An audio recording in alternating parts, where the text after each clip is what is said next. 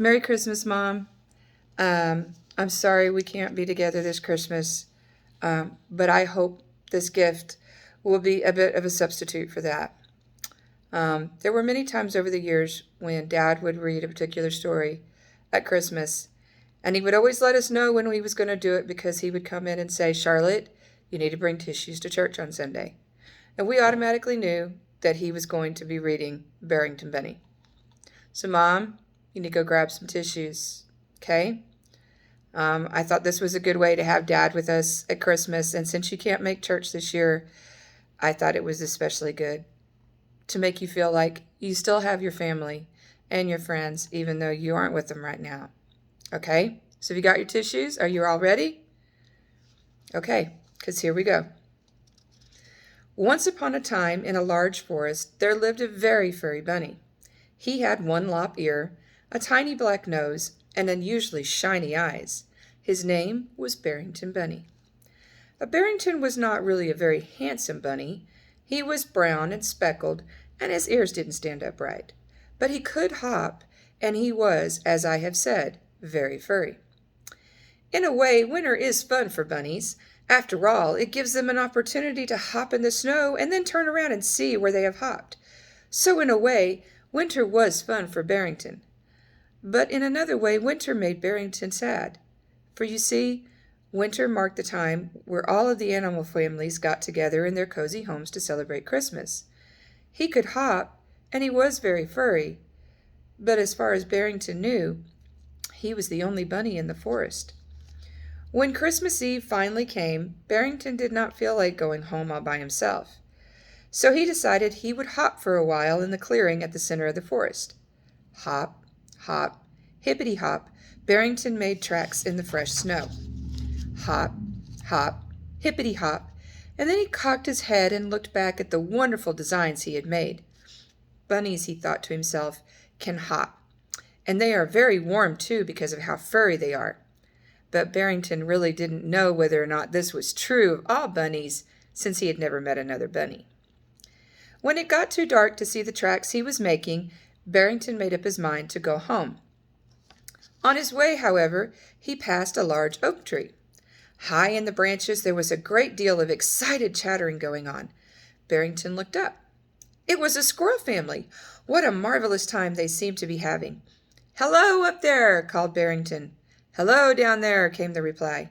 "Having a Christmas party?" asked Barrington. "Oh, yes," answered the squirrels. "It's Christmas Eve. Everyone is having a Christmas party." "May I come to your party?" said Barrington softly. "Are you a squirrel?" "No." "Well, what are you then?" "A bunny." "A bunny?" "Yes." "Well, how can you come to the party if you're a bunny? Bunnies can't climb trees." "Well, that's true," said Barrington thoughtfully, "but I can hop, and I'm very furry and warm." "We're sorry," called the squirrels. "We don't know anything about hopping and being furry, but we do know that in order to come to our house, you have to be able to climb trees." "Oh, well," said Barrington, "Merry Christmas." "Merry Christmas," chattered the squirrels. And the unfortunate bunny hopped off toward his tiny house. It was beginning to snow when Barrington reached the river. Near the riverbank was a wonderfully constructed house of sticks and mud. Inside there was singing. "It's the beavers," thought Barrington. "Maybe they will let me come to their party." So he knocked on the door. "Who's out there?" called a voice. "Barrington Bunny," he replied. There was a long pause, and then a shiny beaver head broke the water. "Hello, Barrington," said the beaver. "May I come to your party?" asked Barrington. The beaver thought for a while, and then he said, "I suppose so. Do you know how to swim?" "No," said Barrington, "but I can hop, and I am very furry and warm." "Sorry," said the beaver. "I don't know anything about hopping and being furry, but I do know that in order to come to our house, you have to be able to swim." "Oh, well," Barrington muttered, his eyes filling with tears, "I suppose that's true. Merry Christmas." "Merry Christmas," called the beaver, and then he disappeared beneath the surface of the water. Even as furry as he was, Barrington was starting to get cold, and the snow was falling so hard that his tiny bunny eyes could scarcely see what was ahead of him. He was almost home, however, when he heard the excited squeaking of field mice beneath the ground. "It's a party," Barrington thought, and suddenly he blurted out through his tears, "Hello, field mice! This is Barrington Bunny! May I come to your party?" But the wind was howling so loudly and Barrington was sobbing so much that no one heard him. And when there was no response at all, Barrington just sat down in the snow and began to cry with all his might. Bunnies, he thought, aren't any good to anyone. What good is it to be furry and to be able to hop if you don't have any family on Christmas Eve? Barrington cried and cried, and when he stopped crying, he began to bite on his bunny's foot, but he did not move from where he was sitting in the snow. Suddenly, Barrington was aware he was not alone. He looked up and strained his shiny eyes to see who was there. To his surprise, he saw a great silver wolf. The wolf was large and strong, and his eyes flashed fire. He was the most beautiful animal Barrington had ever seen. For a long time, the silver wolf didn't say anything at all. He just stood there and looked at Barrington with those terrible eyes. And then slowly and deliberately, the wolf spoke. "Barrington," he asked in a gentle voice, "why are you sitting in the snow?" "Because it's Christmas Eve," said Barrington, "and I don't have any family, and bunnies aren't any good to anyone." "Barrington's bunnies are too good," said the wolf. "Bunnies can hop, and they are very warm." "What good is that?" Barrington sniffed. "It is very good indeed," the wolf went on, "because it is a gift that bunnies are given, a free gift with no strings attached. And every gift that is given to anyone is given for a reason. Someday you will see why it is good to hop and to be warm and furry." "But it's Christmas," moaned Barrington, "and I'm all alone. I don't have any family at all." "Of course you do," replied the great silver wolf. "All of the animals in the forest are your family." And then the wolf disappeared. He simply wasn't there. Barrington had only blinked his eyes, and when he looked, the wolf was gone. "All of the animals in the forest are my family," thought Barrington. "It is good to be a bunny. Bunnies can hop. That's a gift." And then he said it again. A gift. A free gift. On in the night, Barrington worked. First, he found the best stick he could, and that was difficult because of the snow. And then hop, hippity-hop, to Beaver's house. He left the stick just outside the door, with it on a note that read, "Here is a good stick for your house. It is a gift, a free gift, no strings attached. Signed, a member of your family." "It's a good thing that I can hop," he thought, "because the snow is getting very deep."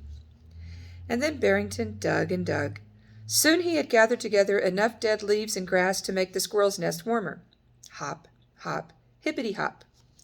He laid the grass and leaves just under the large oak tree and attached this message: "A gift, a free gift from a member of your family." It was late when Barrington finally started home, and what made things worse was that he knew a blizzard was beginning. Hop, hop, hippity-hop. Soon poor Barrington was lost. The wind howled furiously, and it was very, very cold. "It certainly is cold," he said out loud. "It's a good thing I'm so furry, but if I don't find my way home soon, I might freeze." Squeak! Squeak! And then he saw it. A baby field mouse lost in the snow, and the little mouse was crying. "Hello, little mouse," Barrington called. "Don't cry. I'll be right there." Hippity-hop, and Barrington was beside the mouse. "I'm lost," sobbed the little fellow. "I'll never find my way home, and I know I'm going to freeze." "You won't freeze," said Barrington. "I'm a bunny, and bunnies are very warm and furry. You stay right where you are, and I'm going to cover you up."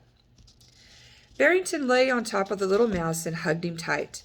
The tiny fellow felt himself surrounded by warm fur. He cried for a while, but soon, snug and warm, he fell asleep. Barrington had only two thoughts that long, cold night. First, he thought, "It is good to be a bunny. Bunnies are very furry and warm." And then, when he felt the heart of the tiny mouse beating regularly, he thought, "All of the animals in the forest are my friends."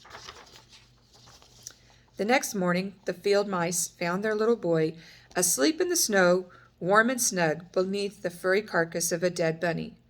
Their relief and excitement was so great that they didn't even think to question where the bunny had come from. As for the beavers and the squirrels, they still wonder which member of their family left the little gift for them that Christmas Eve.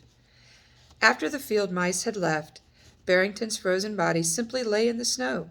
There was no sound except that of the howling wind, and no one anywhere in the forest noticed the great silver wolf who came to stand beside that brown lop-eared carcass. But the wolf did come, and he stood there, without moving or saying a word, all Christmas Day, until it was night, and then he disappeared into the forest. Merry Christmas, Mama. We love you very much. The boys are coming over here in a little while, and we're going to open your gifts. We miss you. We love you. I hope you felt Dad with you. Love you, beautiful lady.